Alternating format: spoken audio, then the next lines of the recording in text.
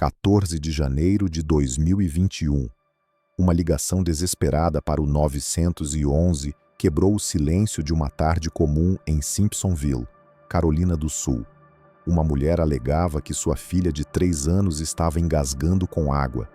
Mas quando os paramédicos chegaram, não encontraram uma criança lutando para respirar. Encontraram o corpo brutalizado de uma menina, a pele escurecida por hematomas profundos, o abdômen descolorido devido a hemorragias internas e o pequeno corpo à beira da morte. Um bombeiro sussurrou, horrorizado. Esses ferimentos, nenhuma queda ou acidente poderia causar isso. Alguém a espancou, meticulosamente. O nome daquela criança era Victoria Rose Smith. Ela foi adotada por uma família elogiada pelo Estado como ideal, criada por uma mulher que já venceu um programa nacional de culinária e se apresentava como uma mãe amorosa de 5 filhos. Mas o que ninguém viu, ou talvez escolheu não ver, foi a verdade escondida por trás de seu sorriso nas redes sociais. Uma verdade que terminou com uma menina quebrada, deitada no chão do quarto, sussurrando: "Eu te amo", para o homem que ficou parado e deixou tudo acontecer.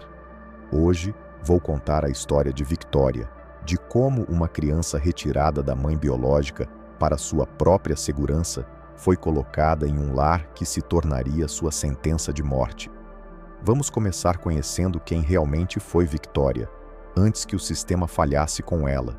O nome dela era Victoria Rose Smith, nascida em 27 de março de 2017, em Greenville, Carolina do Sul.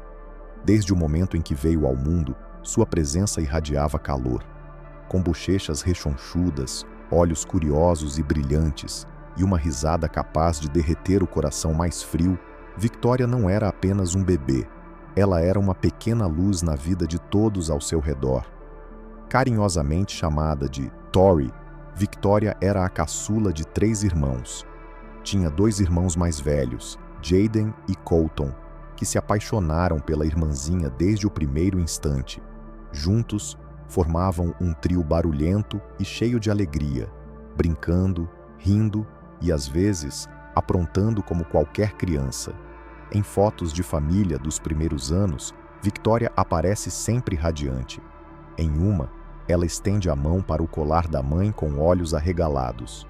Em outra, vestindo um vestido rosa fofo, ela se encanta com cupcakes. Ela adorava a cor rosa, amava coisas brilhantes, roupas bonitas e arrumar o cabelo. Podia passar horas se fantasiando, fingindo ser uma princesa, girando em frente ao espelho com uma felicidade pura. Amava bonecas, carrinhos, blocos de montar, brincava com tudo ao mesmo tempo. Para Victoria, cada objeto era uma chance de imaginar, de sorrir, de se sentir viva. Aniversários eram sagrados. Para uma menina tão pequena, ela compreendia que bolo com velas, balões e músicas significavam que era amada. Sua alegria não estava apenas nos doces ou presentes, era sobre ser vista, celebrada. Ela batia palmas de entusiasmo, as bochechas coradas, os olhos brilhando como alguém que, de alguma forma, sabia que aquele momento era só dela. A comida também era fonte de alegria. Fosse uma panqueca caseira ou um pedacinho de chocolate, Victoria via as refeições como algo além do sustento. Eram momentos de família, de conforto, de carinho.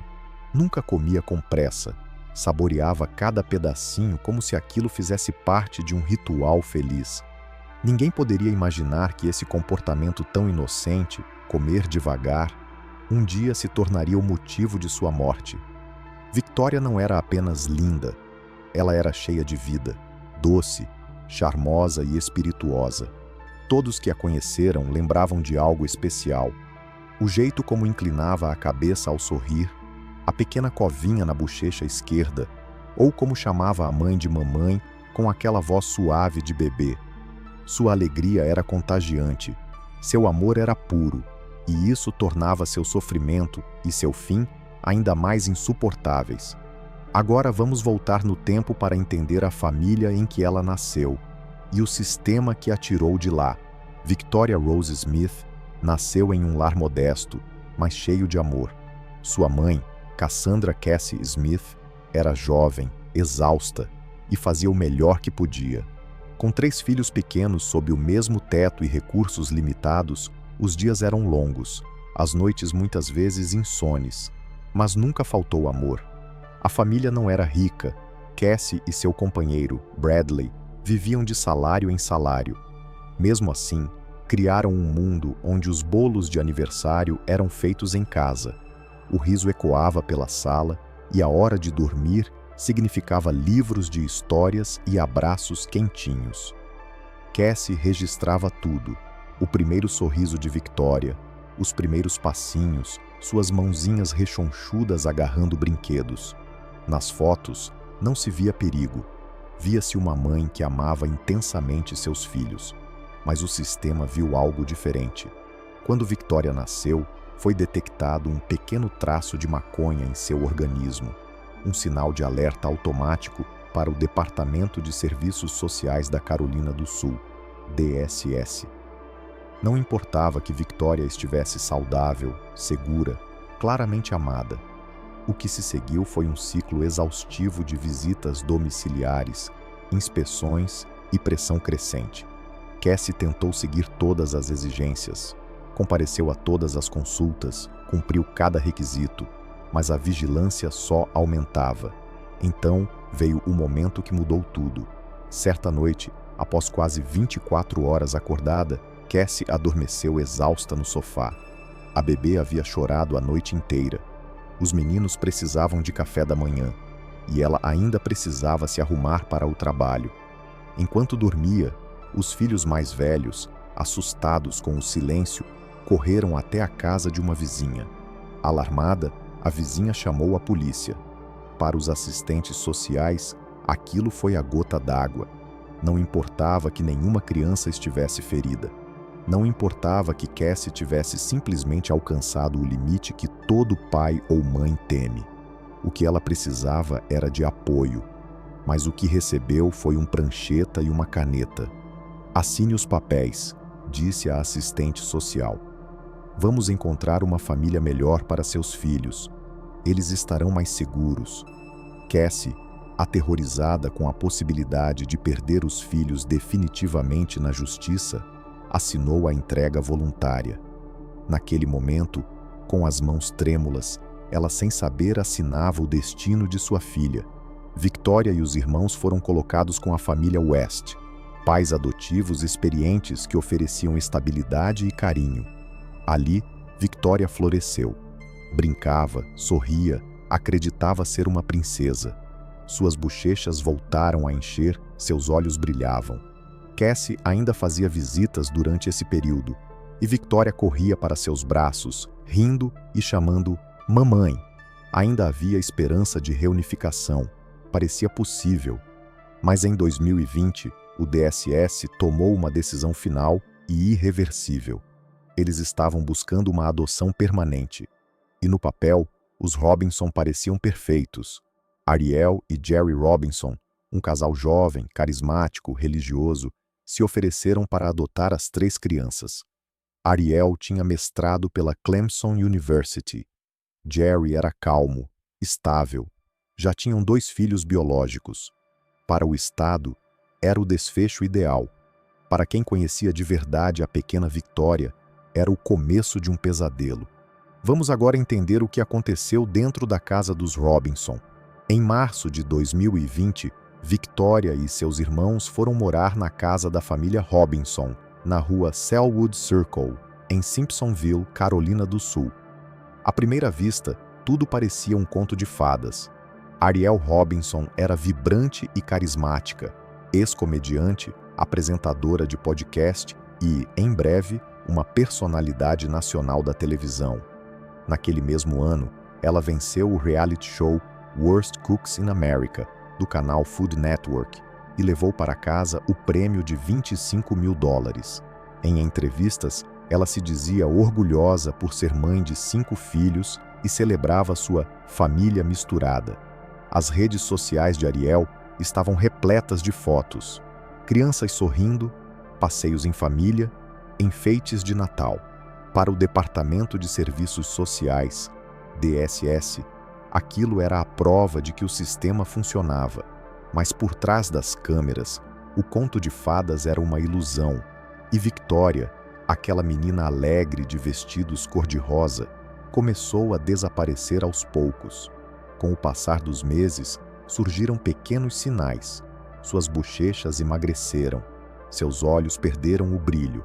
Em uma foto, aparecia uma mancha roxa em seu pulso. Em outra, uma marca vermelha no pescoço. Mas esses detalhes ficavam escondidos sob legendas felizes e hashtags animadas. A pandemia de Covid-19 teve um papel devastador. Os assistentes sociais, impedidos de fazer visitas presenciais, passaram a confiar em videoconferências. Ariel sabia como manipular uma chamada de vídeo. Ninguém viu a verdade, ninguém fez as perguntas certas. Em janeiro de 2021, a mudança em Victoria era inegável. Ela estava calada, tensa, escolhia com cuidado cada palavra. A energia que antes iluminava qualquer ambiente havia desaparecido. Mas foi no dia 13 de janeiro, apenas um dia antes de sua morte, que a máscara caiu de vez. Naquela manhã, a família estava atrasada para essa igreja.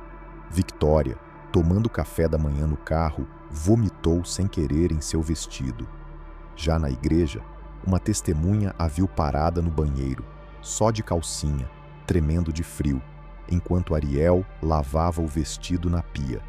Quando perguntaram se Victoria estava doente, Ariel deu um sorriso sarcástico e respondeu: "Não, ela só come demais e vomita. É um joguinho dela."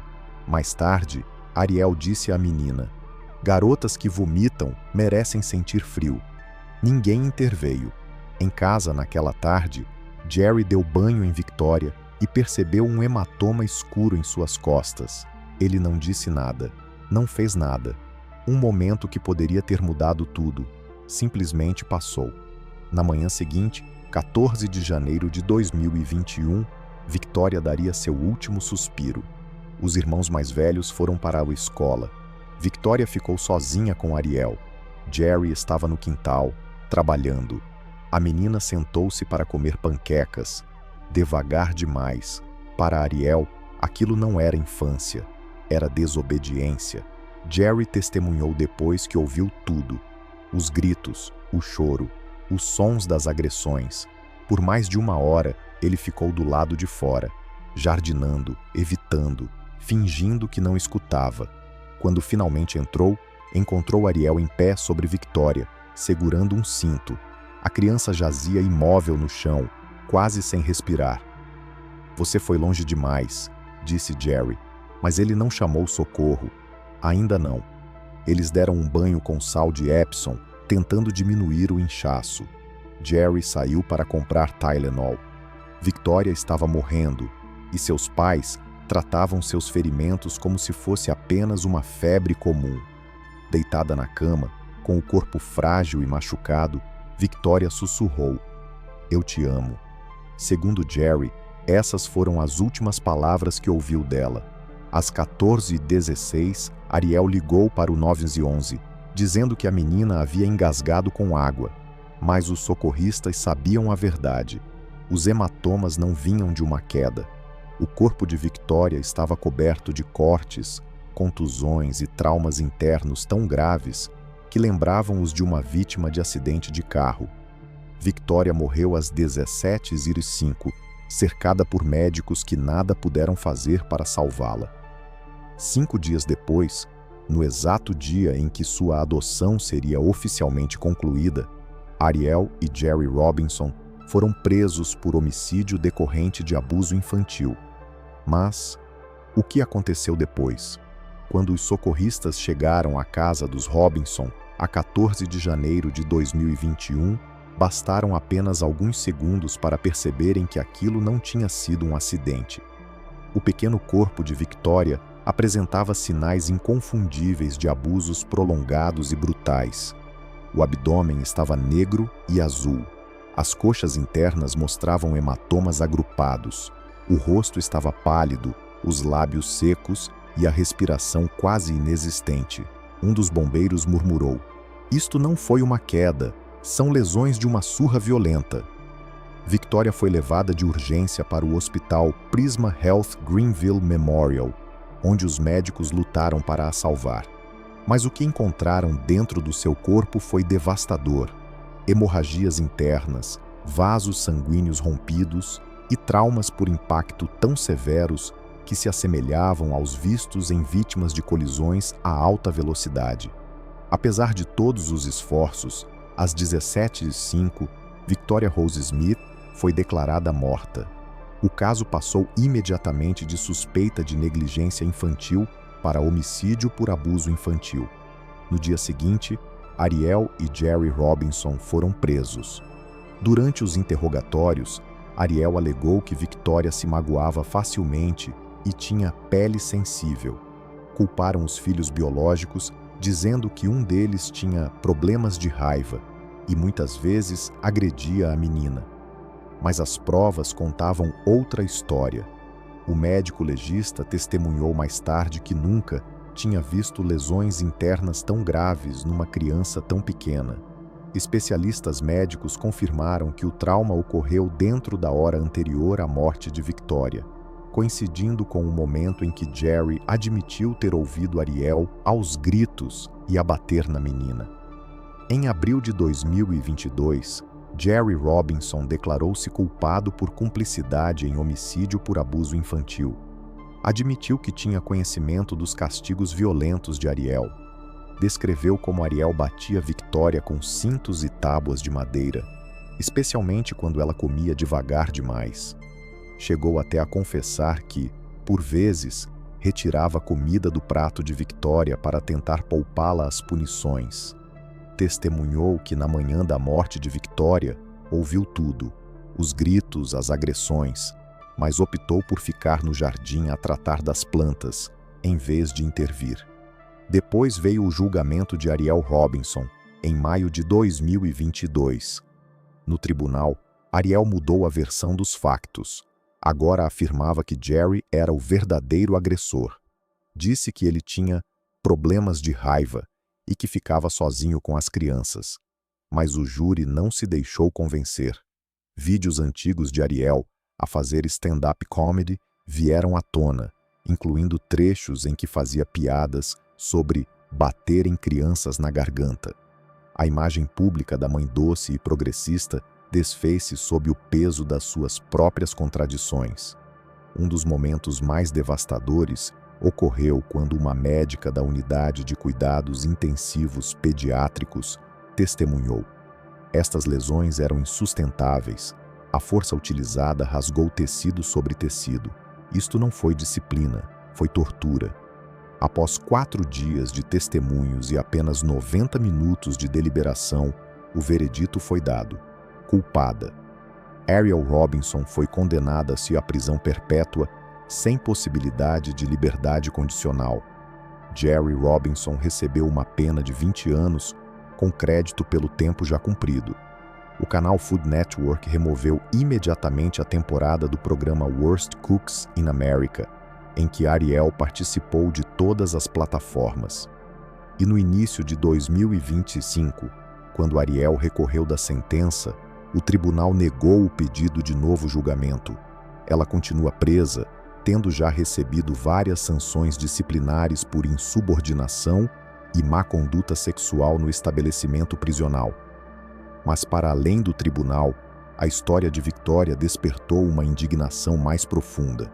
Não apenas contra os seus assassinos, mas contra o próprio sistema que a entregou nas mãos deles.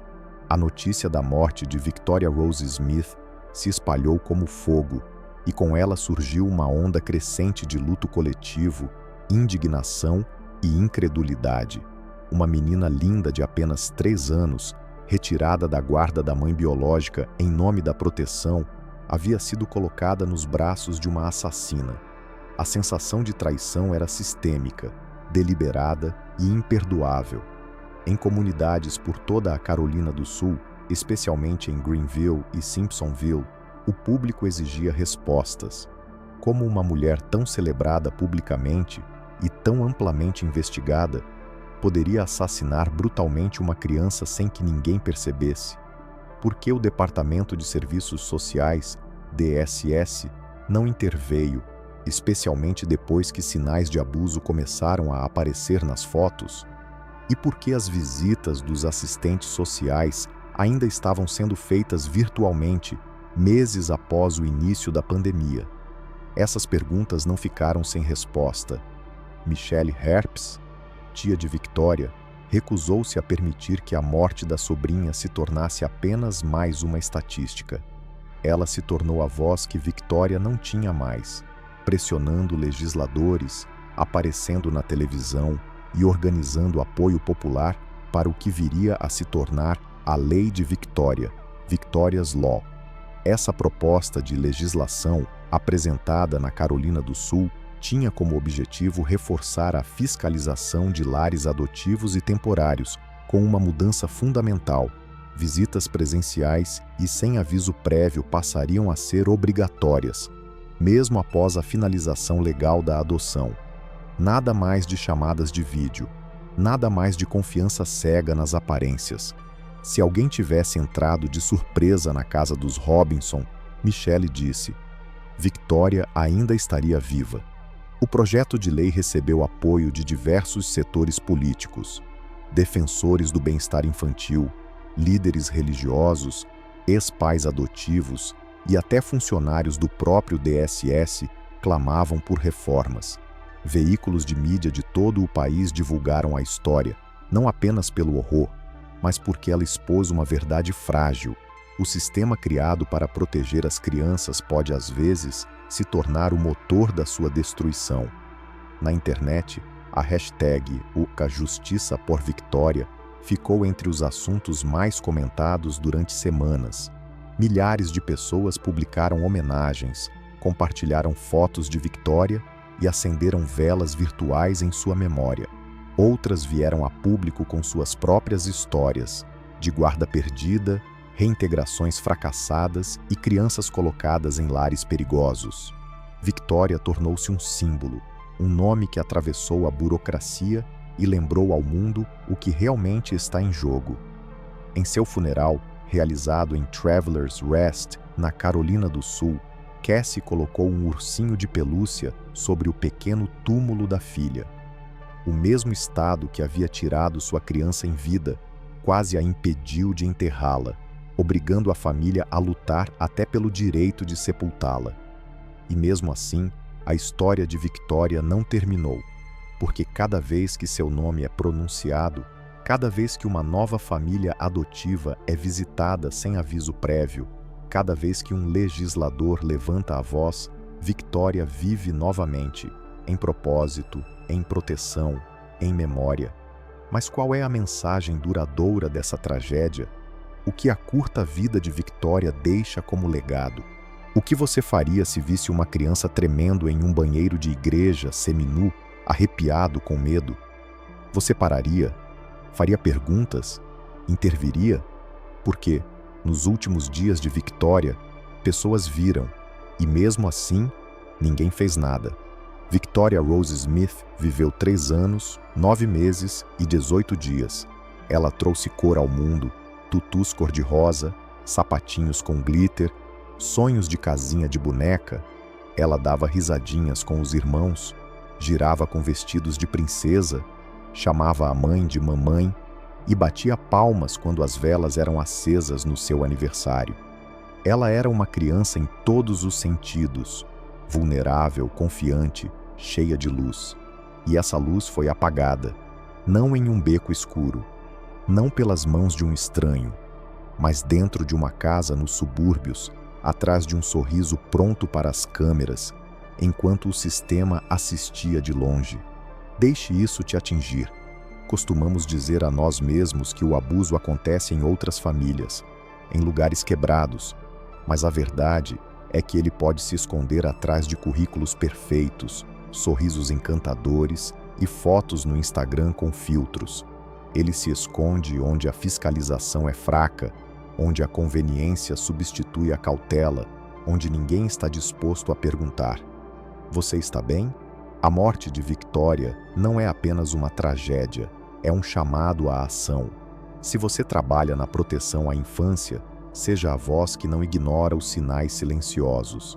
Se você é vizinho, professor, frequentador de igreja, não desvie o olhar.